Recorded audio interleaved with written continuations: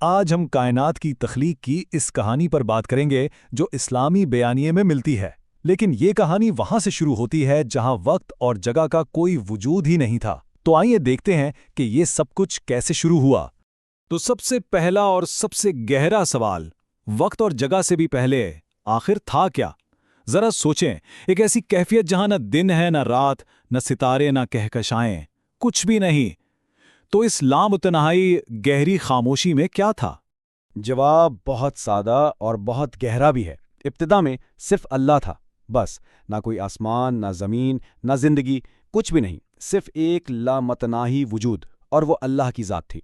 اچھا، تو جب اللہ نے تخلیق کا ارادہ کیا تو سب سے پہلی چیز کیا بنائی گئی؟ اس بارے میں آپ کو مختلف روایت ملتی ہیں۔ کچھ کہتی ہیں کہ پانی تھا، کچھ کے مطابق عرش، اور کچھ کے مطابق قلم۔ ویسے قرآن پاک میں سورہ ہود میں یہ ذکر ہے کہ اللہ کا عرش پانی پر تھا، تو اس سے یہ اندازہ ہوتا ہے کہ آسمان اور زمین بننے سے بھی پہلے پانی اور عرش تو موجود تھے۔ ایک بہت مشہور حدیث ہے جس کے مطابق اللہ نے سب سے پہلے قلم کو بنایا اور اسے ایک حکم دیا۔ قلم نے پوچھا، اے میرے رب، میں کیا لکھوں؟ جواب آیا، قیامت تک جو کچھ بھی ہونے والا ہے سب لکھ دو، اور بس اسی ایک لمحے میں کائنات کی پوری تقدیر شروع سے آخر تک لوہے محفوظ پر لکھ دی گئی۔ یہی ہے تقدیر کا بنیادی تصور، یعنی اسی لمحے لوہے محفوظ پر کائنات کے ہر ذرے کی قسمت لکھ دی گئی۔ یہ کوئی حادثہ نہیں تھا، بلکہ ایک مکمل الہی منصوبہ جو ہر چیز کے وجود میں آنے سے بہت پہلے تیار تھا۔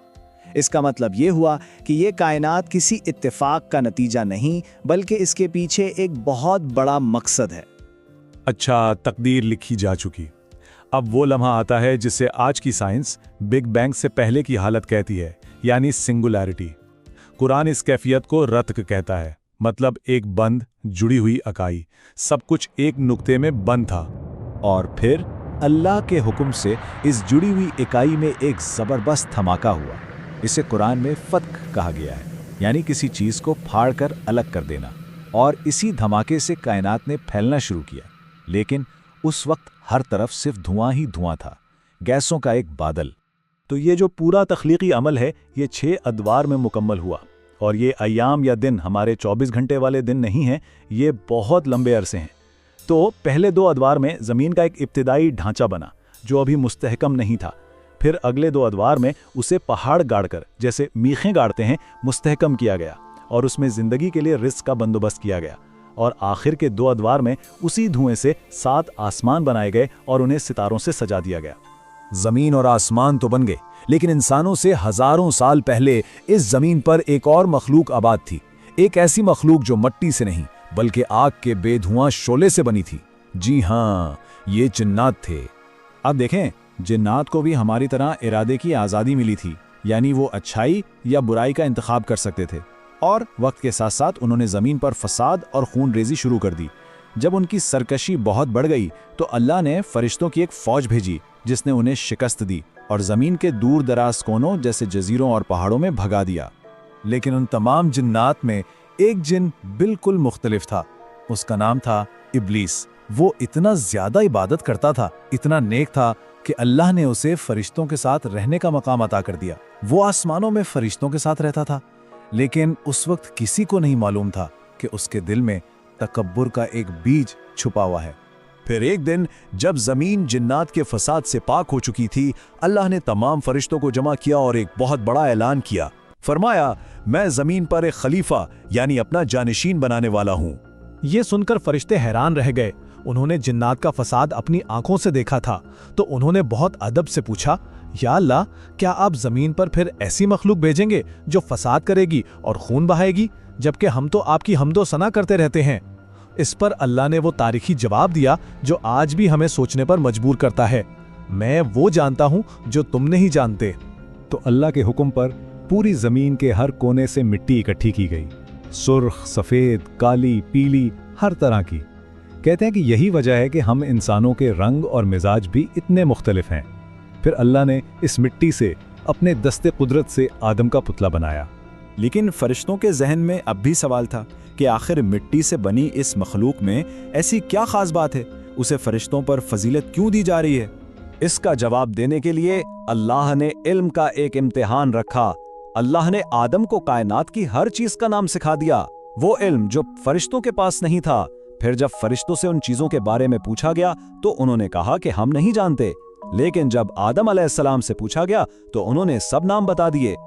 تو یہاں یہ ثابت ہوا کہ برتری صرف عبادت میں نہیں بلکہ علم میں بھی ہے۔ اب جب آدم کی فضیلت اور علم سب پر ظاہر ہو گیا تو ایک کائناتی حکم جاری ہوا۔ وہاں موجود تمام فرشتوں اور جنات کو حکم دیا گیا کہ آدم کو سجدہ کریں، اور یہ سجدہ عبادت کا نہیں بلکہ احترام کا سجدہ تھا۔ اور پھر وہ لمحہ آیا جس نے تاریخ کا رخ بدل دیا۔ حکم ملتے ہی تمام کے تمام فرشتوں نے فوراً سجدہ کیا، لیکن ایک تھا جو اکڑ کر کھڑا رہا، وہ تھا ابلیس۔ اس نے صاف انکار کر دیا۔ جب اللہ نے پوچھا کہ تم نے سجدہ کیوں نہیں کیا تو ابلیس نے جو جواب دیا وہ تاریخ کا پہلا تکبر بھرا نسل و پرستانہ جملہ تھا۔ اس نے کہا، تو نے مجھے آگ سے بنایا ہے اور اس سے مٹی سے، میں اس سے بہتر ہوں، میں کیوں جھکوں؟ بس یہی وہ تکبر تھا جس نے ہزاروں سال کی عبادت کو ایک لمحے میں ختم کر دیا اور ابلیس ہمیشہ کے لیے شیطان بن گیا۔ اب دوسری طرف دیکھیں، جب شیطان نے آدم اور ہوا کو بہکایا اور انہوں نے بھی غلطی کی، انہوں نے ممنوع درخت کا پھل کھا لیا، لیکن انہوں نے ابلیس کی طرح اکڑ نہیں دکھائی۔ جیسے ہی انہیں اپنی غلطی کا احساس ہوا، وہ فوراً شرمندہ ہوئے اور اللہ سے معافی مانگنے لگے۔ انہوں نے اپنی کمزوری کو مانا۔ اور اللہ تو بخشنے والا ہے، اس نے ان کی توبہ قبول کر لی، لیکن جنت کا ایک اصول ٹوٹ چکا تھا، تو اس غلطی کا نتیجہ یہ نکلا کہ انہیں جنت سے زمین پر بھیج دیا گیا، جہاں سے انسانیت کا اصل امتحان شروع ہونا تھا۔ اور بس یہیں سے زمین پر ہمارے زندگی کا سفر شروع ہوا۔ تو یہ پورا بیانیہ ہمیں یہی بتاتا ہے کہ یہ دنیا، یہ زندگی ایک امتحان گاہ ہے، ایک ایسا سفر جہاں ہم غلطیاں بھی کریں گے، سیکھیں گے بھی اور آزمائشوں سے بھی گزریں گے، اور اس سب کا مقصد صرف ایک ہے، اپنے اصل گھر جنت کی طرف واپس لوٹنا۔ تو آخر میں یہ کہانی ہمیں ایک گہرے سوال کے ساتھ چھوڑ جاتی ہے۔ اگر یہ زندگی واقعی ایک امتحان ہے تو ابلیس کا تکبر اور آدم کی معافی، ان دونوں کے بیچ کا فرق ہمیں انسان کی غلطی کرنے اور پھر پلٹ کر توبہ کرنے کی صلاحیت کے بارے میں کیا سکھاتا ہے؟ یہ ایک ایسا سوال ہے جو ہم سب کو اپنے وجود کے مقصد پر غور کرنے پر مجبور کرتا ہے۔